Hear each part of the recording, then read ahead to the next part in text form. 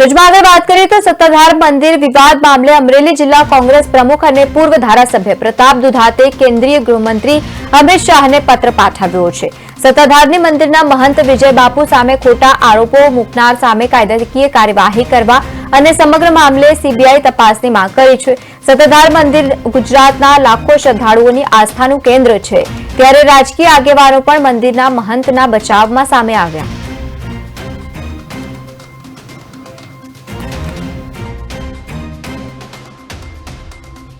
સત્તાધારની જગ્યા બારામાં અમિતભાઈ શાહને સીબીઆઈની તપાસ માટે પત્ર લખ્યો છે। શા માટે? કે વિજય બાપુ જેવા સંત સૂફી સનાતન ધર્મની રક્ષા કરનાર વ્યક્તિ આફતમાં છે, ત્યારે છેલ્લા 10 દિવસથી આ સમસ્યાનું કોઈ ઉકેલ નહીં દેખાતા